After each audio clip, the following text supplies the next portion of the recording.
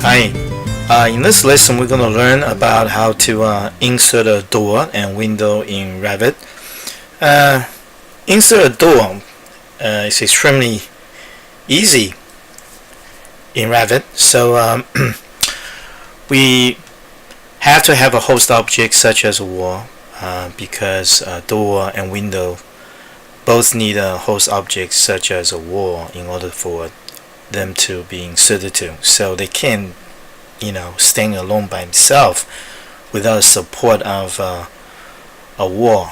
So we're going to go to architecture, and underneath the door, and we're going to go to the type selector. Here you have quite a few options. By default it gives us the 36 inches by 84 inches height door, so the width is 36, the height is 84. Now we have two type of standard for the height, and for the residential is 80 inches, and for the commercial it's a little taller, 84 inches. If it's a residential project, you might have to switch to 80 inches. For a commercial project, it's a standard to use 84 inches. So the default is use 84 inches. If this is what you want, you can choose it. I mean, it's very easy to switch to a different style of door in Revit. So, and you only have one style, one single flash loaded right at this point. You can load this in your family, and then you go into the folders, US Imperial, and there's door, and you can choose quite many type of door, and they will give you the look from facade of the door if you're choosing them.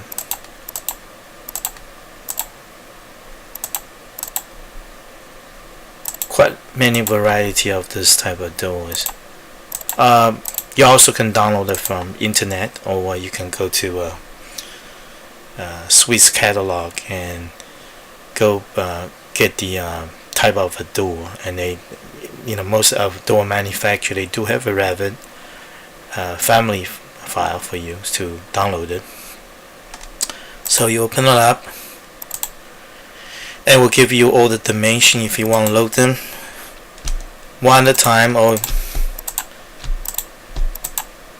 you can highlight them with Control key together. You can load multiple of them all at one shot. So, and now you will have all these different sizes of door for your door double flush panel double acting door. So we're going to go back to the 36 default 84 inches door, and you can see that the door very easily you can flick them. Now if this is kind of hard for you to somehow very subtly flipping your door, you can always use spacebar to flip them to right hand, or from right hand to left hand direct door, or flipping them like this.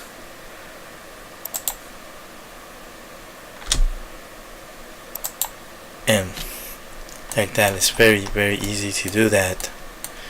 And of course the placement of this door, the location of it, could be easily changed by changing the dimension, the temporary dimension on your drawings. All these can be changed, and the location of the door can be modified after with that. Select this door again.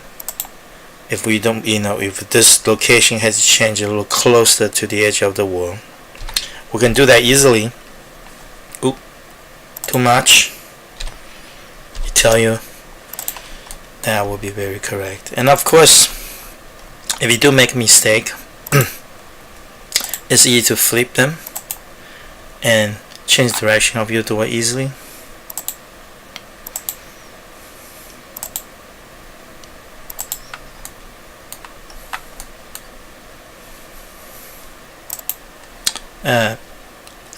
Typically your door, exterior door, is winded from the rather than the inside rather than outside, because the hinge area will be exposed. so therefore it's not very secure. So typical door, the hinge is located inside, so it's harder to tamper with it. But you do have a door that actually swing outside and the hinge being protected, and that need to be spatially ordered and spatially made. We're going to 3D, and we're going to turn around to a 3D. Changing that, I'm going to relocate it, and our door can certainly be somehow move them around with this sort of, we can change that from 3D. But it's always a good idea to go to your level to change your door, the location of your door. It's much easier in this way, and you can drag in this, but always be aware of the temporary dimension that require for you to place your door accurately in Revit. Also, you'll notice that there is called the tag placement. So if you do want to place a tag, you actually can, but by default it's turned off in 2018. The tag is really not needed at this point, but in the future you might need it, because if you do a door window schedule,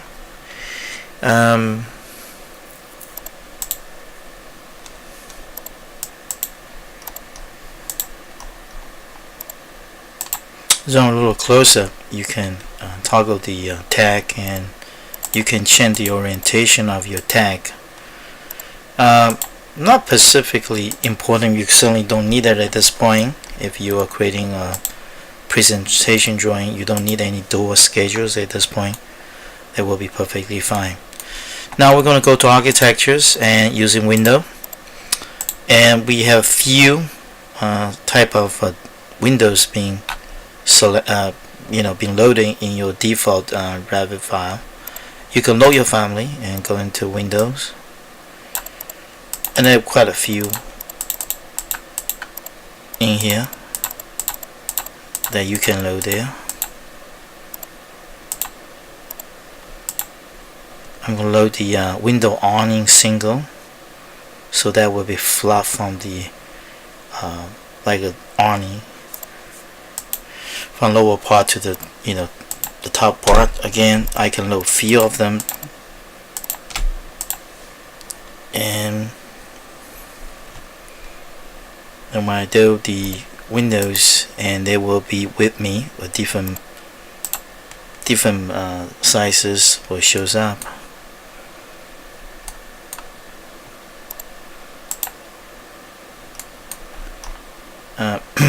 Now you notice that the window can also be flipping. You can flip them inside and to the outside to the inside. And we're going to look at the 3D on the other side. So there you have, we have this little window that we just loaded.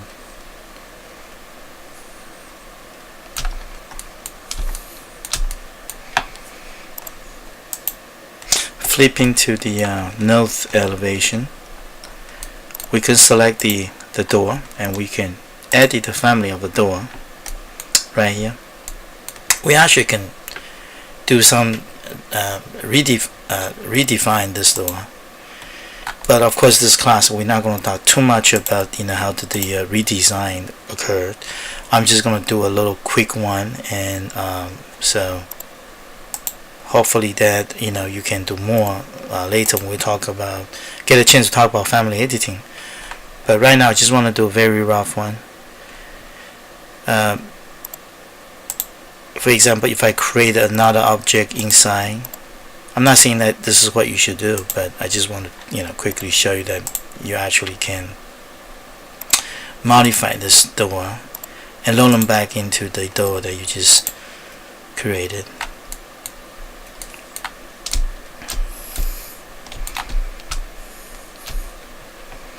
And I'm going to calculate the 3D.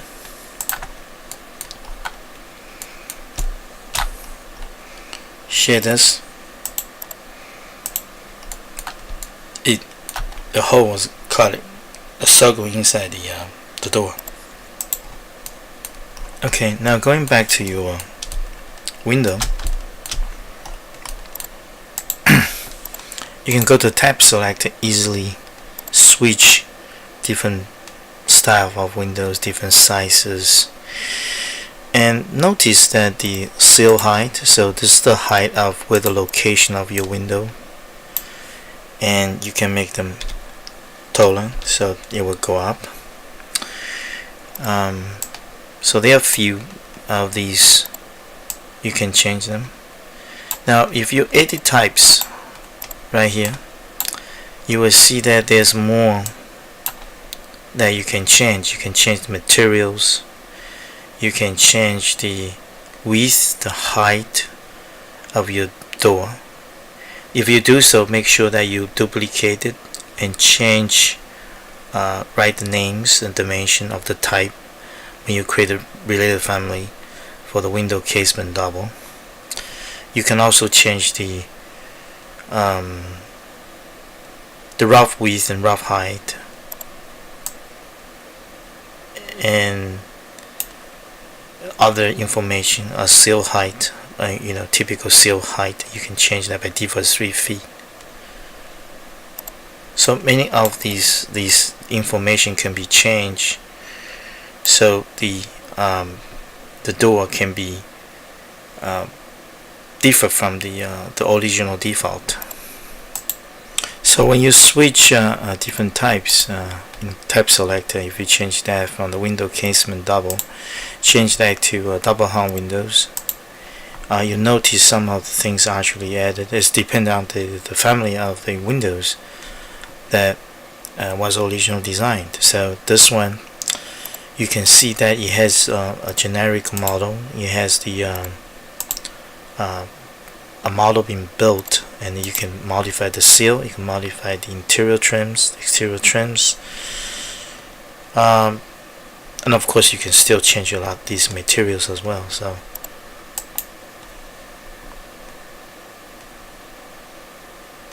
now next I want to go flipping this to the level 1. I want to talk a little bit about, before we end this lesson, I want to talk something about the loading up your furnitures. So we're gonna go to the components, and there's the flare out tab, and it has two called placer components and also model in place. Now if you do want to model in place, you can model in your projects, but here say very clearly the component exists only in context of the current project, and it cannot be loaded into other projects. So your components only you creating inside this project cannot be shared with it. So it is ideal to you go to the mass modeler or generic model to create your objects through using a template, and this family template component can be shared with others. So it is wise for you to do so rather than use the model in place. I think a little bit of modification, which is okay if you don't want to add something and you don't want to share with others, a quick adding to your model, you certainly can do that. Otherwise, I would recommend you to go back to your mass component, go back to your generic model or furniture model to create your object, your component from there. Now we're going to go place component, and you can see there's a lot more furniture loading up here. You also can load family, and you go loading family. You can see there's a furniture system, quite a lot of stuff there. Seating, all kind of chair, all kind of bed. Of course, you also can download from internet, and you can load them from your own folder and load into your Revit. So I'm going to try one, and a very famous Mesa Brewer chair. We're going to open up this, and you see that it is very intelligent, and I want to use spacebar a couple times so I can flip the chair. It will automatically detect if there is a desk. when we all done flipping, and we can just drop this, and you see all the temporary dimensions there, and quite easily they will be all located there with dimension. You can change them so they can be accurate placement in your drawings. Now we're going to take a look at 3D. Looking inside my brewer chair, select the Mesa brewer chair, and we're going to do the together with the middle square mouse and shift keyboard, and then we're going to just rotate, arc rotate this. You can also use this to rotate if you want to, so I just prefer use middle square mouse and with shift control, and I can pan with middle square mouse and bug out to level 1. If I want to insert more objects, I go to architectures and components, and there are quite many more object type I can use.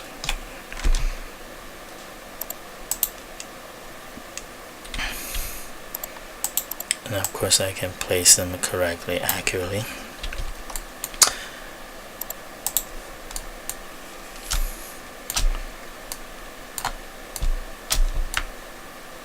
Quite versatile.